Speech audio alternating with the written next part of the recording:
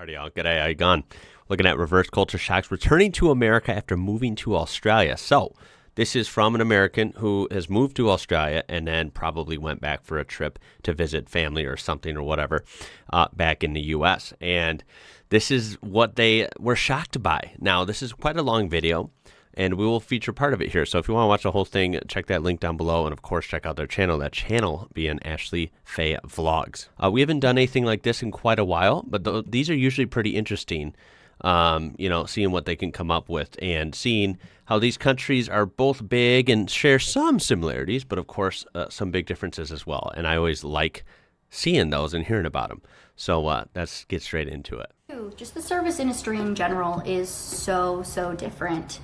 The level of service, like going off the tipping thing, on top of the increased frequency of tipping in the US, I also feel like the service has just gone down severely, like the standard of service. I agree. Which, again, to play devil's advocate, I understand and agree that service workers in the US very much so deserve to get paid more. But also, I just feel like in Australia, the minimum service standard, as a result maybe of the increased wages, comparatively, the service standards are just so much higher. Let me know if you have noticed that too, if you've been to both the US and Australia and have noticed differences in just like the service standards.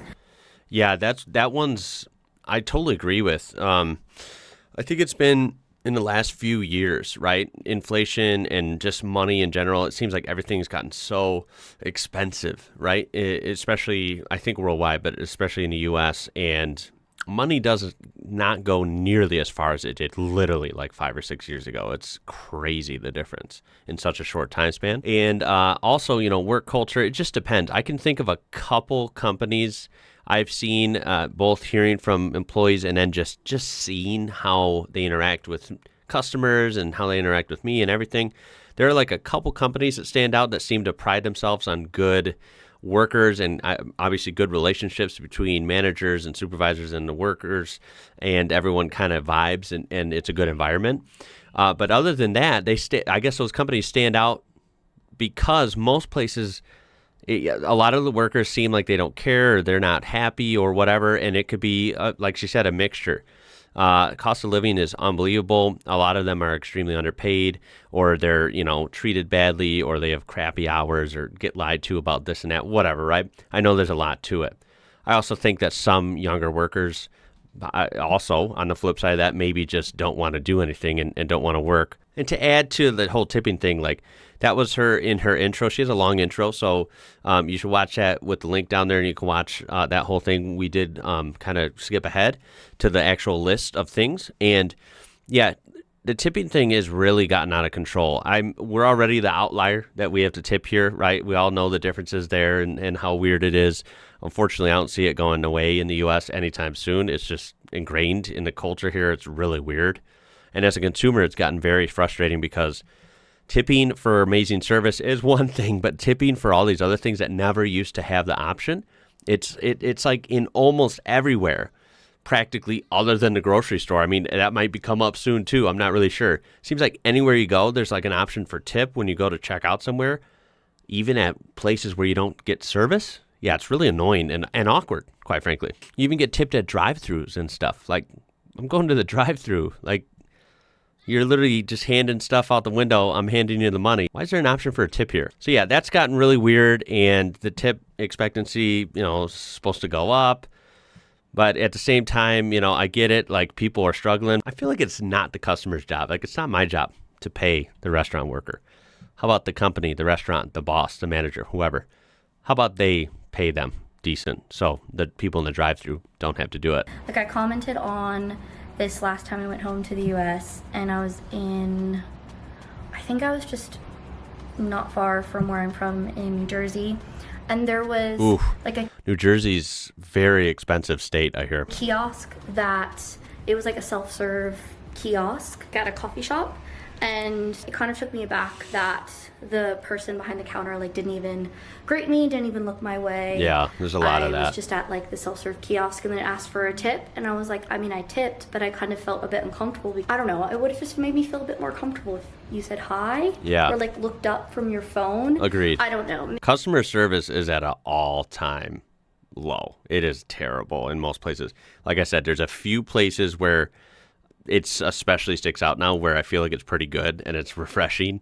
Most places, the customer service is trash. Maybe I'm just being like really nitpicky, or No, maybe we're I just think it's really pretty bad. spoiled here in Australia with genuinely how lovely. Like, I'm going to a place that is meant to, let's say a cafe. It's literally in business to sell you a coffee, right? That's the whole point of the business. Sometimes, certain places, let's say, you feel like, oh, I'm an asshole for like ordering a coffee, like I'm making you do something, like you get that feeling, and it's kind of really weird. What's going on here? Service Sorry, I mean that's experiences just are happening here. a lot lately. But next up, reverse culture shocks. Luckily, I stay at Cafe home a lot. culture. Just Woo! handle my food and drinks Again, myself. I've commented on this in the past, but the fact that in Australia it is so custom in so many cafes, the barista brings you your drink and you don't have to clean the table yourself afterwards, whereas in the US, most cafes that I've been to, it's custom that you go up and get the drink yourself. Yep. And then you bus the table yourself. There's bus Yep. bins, and some places even have like sanitizer bottles and cloths to wipe down the table yourself. And Yeah, you are expected to usually bus the table yourself. There's usually somewhere to put the dirty dishes or cups or whatever. And then, of course, recycling and garbage for whatever else. But yeah, that's pretty standard. Although I don't see that as too much of a complaint. But it is pretty funny if she's gonna. I will add to the tipping thing. If you have to do all that yourself, then maybe I should be giving myself a tip. And also to preface, in the US has a tipping culture as well. So when I first posted about this, a lot of people were like, well, what are you tipping for if you're cleaning the table yourself? Yeah. I'm going to leave it open-ended. Please comment below. It's just, I just felt like this time going home, it was really disheartening. I'm at the point where I only tip on where you were always supposed to tip in the U.S., right? I tip at a sit-down restaurant where you're there for an hour and a half conversing with your fellow patrons, and you get 3-course meal, you're eating, you get the appetizers, you get the your drinks, your beer, whatever, and you're getting waited on the whole time. That's when I tip, right? I don't tip at I don't go to McDonald's. That's a bad example, but I wouldn't tip at a McDonald's or a Starbucks or whatever, right? Like those are not ever needed tips, so I don't know why they would need tips now, right? Because you should be saying no to that. So much I feel more like in the U.S. and at home here in Australia, and especially as time has passed, going back home, it doesn't like feel as natural and as seamless as like previous times I went home. I mean, if you want to look at number 4, reverse pretty culture shocks, interesting. like drink sizes. The amount of times that I would get a coffee when I was home this last time, and they were massive. And growing up, I had like no issues about it. I was so used to it. Even the last couple times I went home, I was so used to it. And then this time, I don't know what it was, but this is massive. Yeah. I ordered a small coffee, and it is like bigger than this. And I felt like I was struggling to finish the coffee most of the time. Like I felt like I was. That's interesting, right? The small was so massive, especially for iced drinks. Oh my god! I just feel. Yeah, the drink sizes are usually out of control here. They're big. They're big. But yeah, you realize you get used to ordering smalls here. That's what I do as well. Small or mediums, depending on the place. Larges are just like they're just way too much, man. You end up wasting it, right? I can't tell you how many times in the past I ordered a large and drank a third of it and ended up having to pitch it because it's just I'm not going to drink that much of whatever it was. Traveling really puts you, gives you perspective, right? So that's why these videos are interesting. I don't always like to always blindly assume like going somewhere else is always better than America as well. But anymore, we're really just having too many problems. America's at an all-time low in my lifetime, so it's getting really bad fast here all across the board. Yeah, so I'm not surprised at this point now. Maybe I would have, challenged that a little more 6 or 7 years ago, but anymore. I'm not surprised traveling, going somewhere else, and then coming back here is kind of a big culture shock. Like, wow, this is worse than I remember. I feel like so spoiled here in Australia, and just I bet it's grateful. nice. And I'm sure there's like other reverse culture shocks that I've noticed. And I would love to just hear in the comments, like if there's anything that you've noticed, like going to the US, or if you're from the US coming to Australia, because I do find that really interesting. And you guys know me, of course I'm gonna comment about it, and I love making videos about it, but it's just like, I mean, none of these topics are revolutionary, like none of these are like prime original topics, but it just really got to me and just really caught me off guard, especially getting chased out of a bar, violently yelling and calling myself, Brady, and my brother names. Jeez. Because this person didn't think that we tipped enough. This was in the US then? Because it's like, if they're talking about tips. I understand both sides. I'm just going back to the tipping thing. I understand both sides to an extent, working in the service industry in the US for however many years, how much it does suck to feel like you're doing so much but getting nothing in return, like pay-wise, benefits-wise. Yeah. I understand that. Obviously to an extent, because disclaimer, like everyone's situation is different.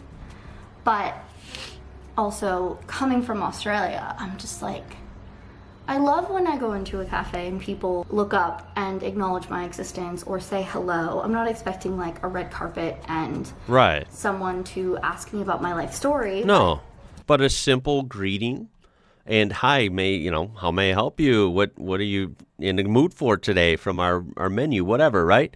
Just easy, just a greeting. That's it. I don't think that's too much to ask for. I think that's supposed to be nice, human interaction. So I don't think that's too much to ask for.